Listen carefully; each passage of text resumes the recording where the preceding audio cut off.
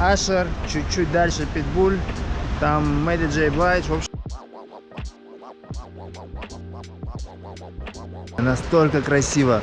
Самое большое дерево в мире, ребята.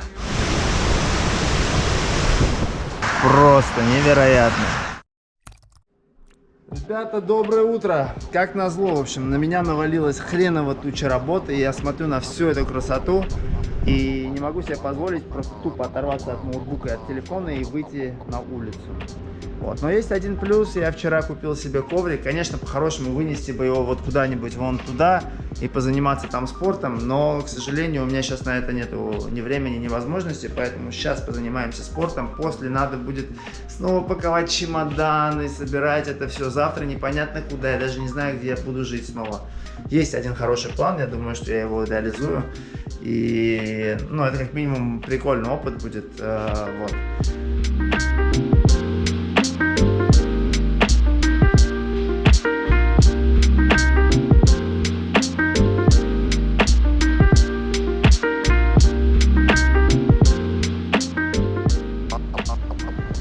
Наконец-то я встретил знакомое имя.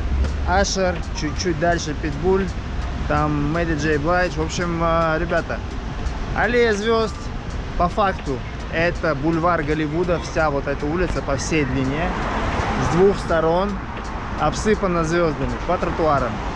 И ты идешь и читаешь имена этих людей, понимаешь, что наверняка они действительно чего-то в этой жизни достигли, раз их имена увековечены здесь.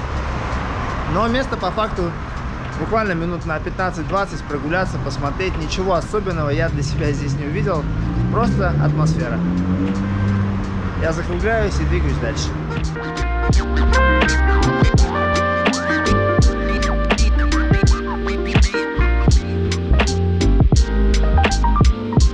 По дороге к знаку Голливуда очень-очень много красивых домов. И открывается невероятный вид, смотрите.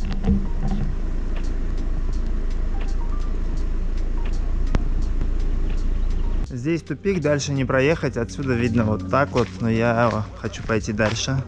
Машину оставляем здесь. Берем рюкзак и гоним. Походим ножками немного. Раньше, видимо, здесь можно было проехать, но сейчас дорога закрыта, поэтому придется топать пешочком. Посмотрел, где-то минут 50. Очень живописная дорога, вот я вот по ней шел, поднимался вот так вот туда и вот сюда. Нашел такой спот, откуда видно и эту сторону. И если сделать буквально несколько шагов, здесь тоже открывается волшебный вид.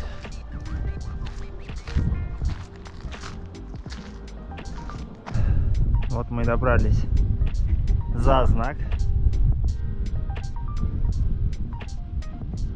Жалко, сегодня погода пасмурная, но вид все равно прекрасный.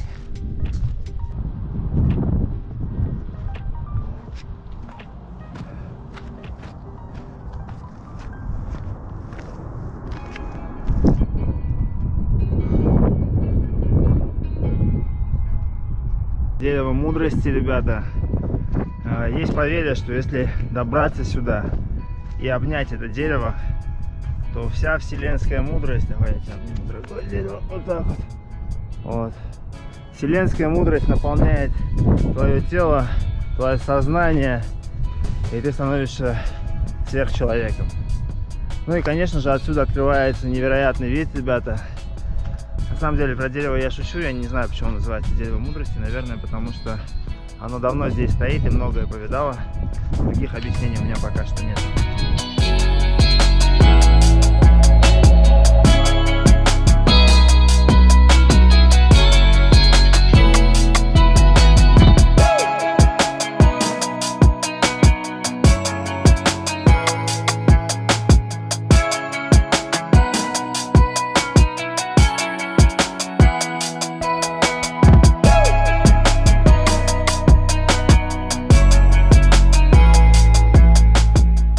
Здесь либо есть моя машина, либо ее нет.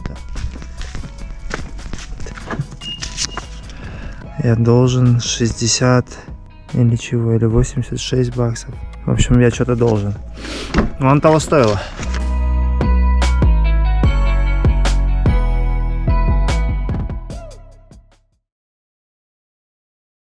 Дорогие друзья, я решил не томить вас прелюдией, поэтому мы сразу же подъехали к Joshua Tree National Park. Здесь огромная очередь на въезд. Я уже стою минут 30. Смотрите, как она тянется.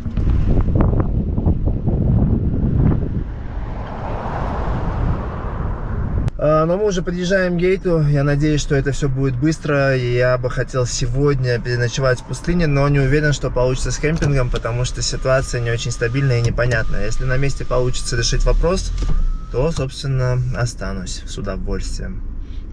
А если нет, то будем импровизировать, как обычно. Давайте сразу. Joshua Tree. Это то самое дерево, в честь которого назван парк.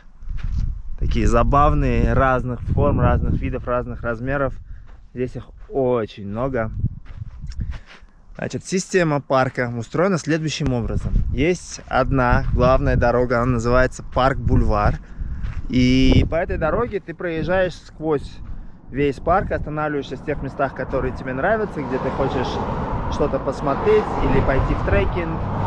Есть места для кемпинга, для того, чтобы отдохнуть, остановиться, там, сделать пикничок. Как видите, активная движуха, очень много машин. С кемпингом сказали, что вероятнее всего будут проблемы, потому что еще вчера парк был полный и мест не было. Вот. Но надежду не теряю. Сделаем все возможное для того, чтобы это произошло. Еще сказали, что много змей, диких животных, сильно далеко в пустыню не уходить. Ну, все как обычно. Ребята, я доехал до места, которое называется Key View. Отсюда открывается вид на долину Коачелла. Посмотрите просто на это.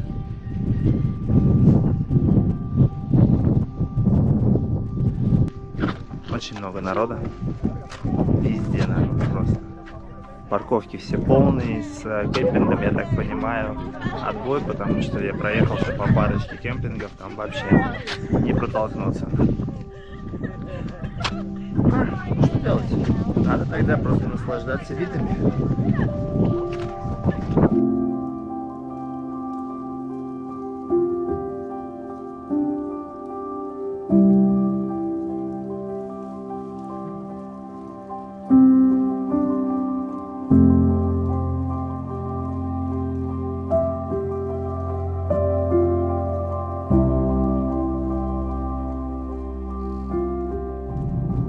Все, покинул Джоша. До Секвойи 10 часов езды. Я думаю, что я просто разобью эту дорогу на две части. Половину проеду сегодня, а вторую проеду завтра и достигну это место, посмотрю. Мне кажется, там энергетика посильнее, чем здесь в пустыне. Здесь было бы круто переночевать, но... В общем, в Америке нету места для спонтанности. Все нужно заранее бронировать, все нужно заранее покупать. То есть нет такой возможности просто приехать и затусить. Поэтому это будет уроком для меня. Ребят, делайте выводы тоже. Все заранее нужно бронировать, покупать, планировать. Не моя история. Я все же больше про спонтанность. Но, видимо, надо учиться. Это все уроки жизни. Ребята, есть хорошая новость. У меня появился интернет, и оказывается, ехать не 10 часов, а 5 часов. Это уже хорошо. То есть сегодня я, в принципе, могу доехать. И офигенно красивая дорога. Просто посмотрите на это. Под закат. Гладенькая, чистая, ровная. Очень красиво. Итак, 5 часов. Рука постоянно тянется к камере. Ребята, дорога просто сумасшедшая. Настолько красиво. Сказочное место. Я рад, что я преодолел все эти сложности. Я еще никуда не добрался. Только заехал. Но смотрите, как круто. Просто снос башки. Поехали дальше. Чем выше, тем круче виды. Если бы еще была ясная погода, ребята, просто посмотрите на это. Посмотрите туда. Кстати, сюда, посмотрите вокруг. С ума сойти, такой кайф. И воздух. Оно того точно стоило. Точно того стоило.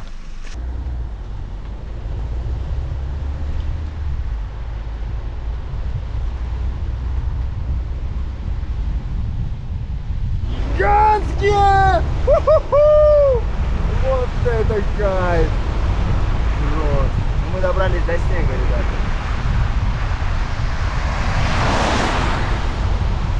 А здесь уже зима. Опять метель. Смотрите на эту зимнюю сказку просто.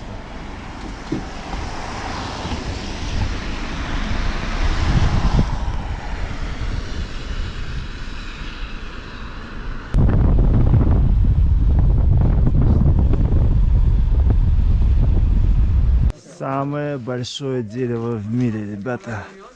Генерал Шерман.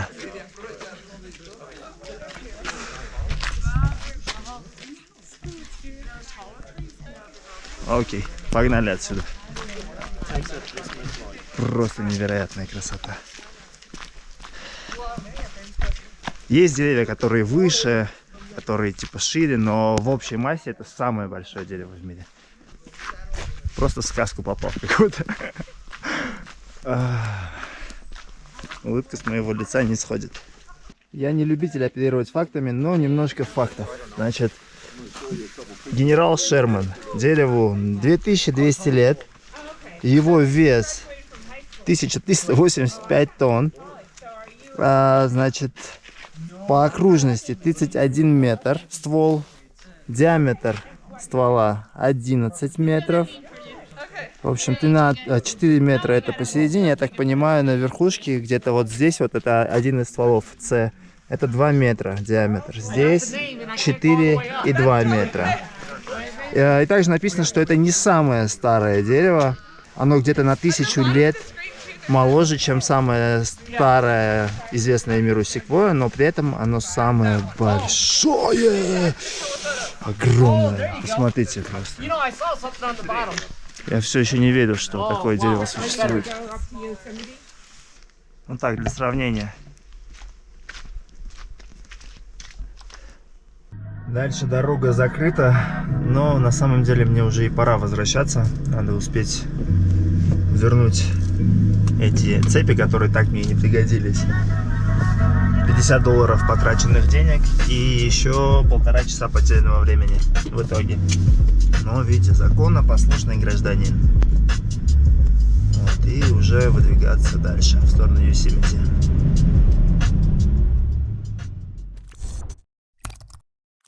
Друзья, доброе утро. Прям не хочется отсюда уезжать. Смотрите, какой здесь кайф просто. Но пора выдвигаться в сторону Йосемити. Схема такая же, ребята. Едешь по основной дороге, любуешься пейзажами. Есть трекинги. Сегодня постараемся сходить в парочку. Много мест закрыто из-за того, что еще холодно, еще снег лежит. Но в целом атмосфера очень крутая. И мне больше всего на самом деле нравится во всех этих парках дороги. Я прям получаю удовольствие от вождения. Водопад, по-моему, называется Фата Невеста или что-то такое, если я не ошибаюсь. А это, по-моему, Эль Капитан, если я не ошибаюсь. Гора, на которую очень многие скалолазы пытаются залезть. И есть даже фильм про скалолаза. Фильм называется Free Solo. Он без страховки залез на эту гору. Она больше 1000 метров. Очень мотивирующий, вдохновляющий фильм. Так что рекомендую к просмотру. Я, кстати, еще понял, что меня раздражают люди. Я вот избегаю осознанно мест, где много народу. Они прям приходят, они бестактно, они начинают орать, они начинают фотографироваться, очень шумно, влезают везде. Что-то в этом мире изменилось за время коронавируса. И во мне в том числе. Гора Эль Капитан. Все-таки это 2200 метров, ребята. Без страховки.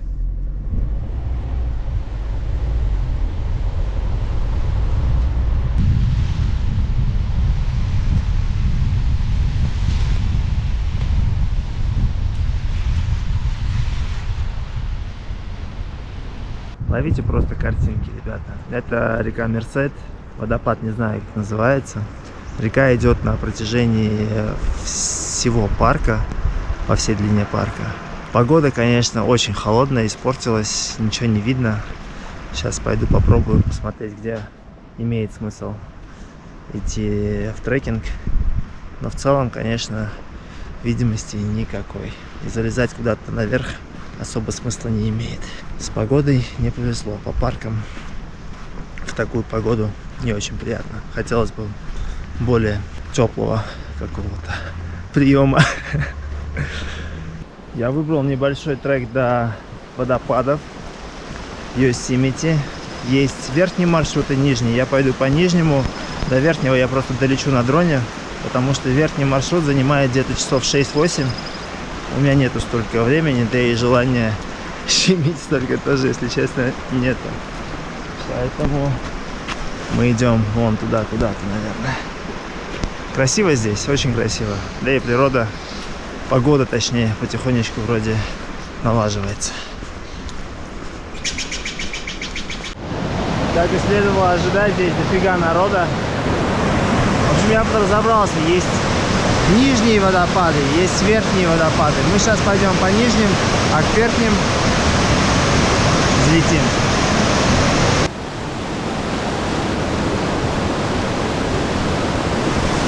Я не удержался, в общем, ребята. Решил посмотреть поближе.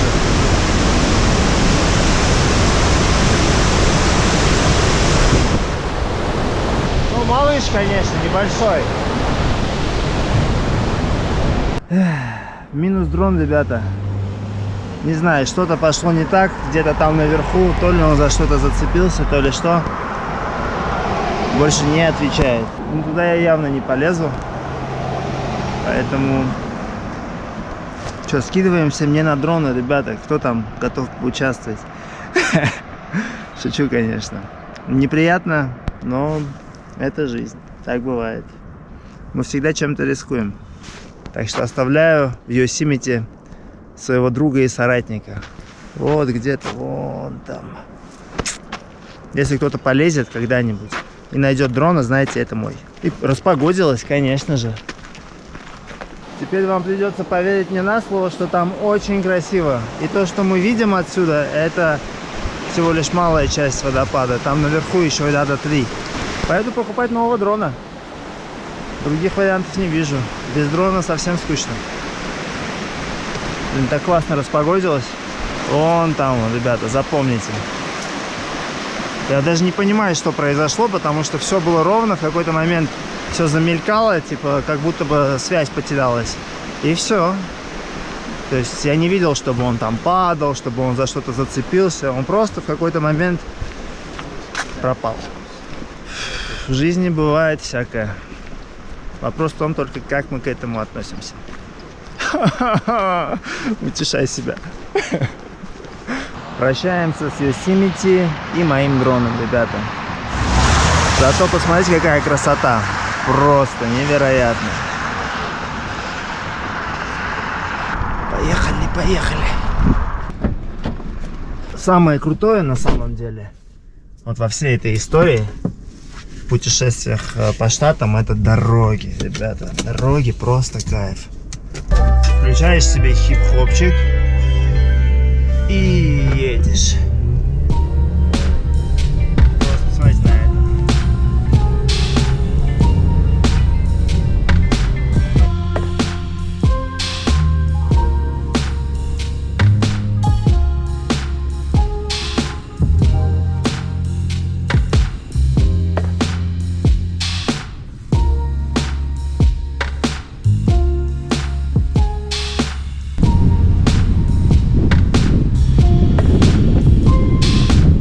Вы это видели? Вы это видели? Просто невероятно. Я вообще в шоке.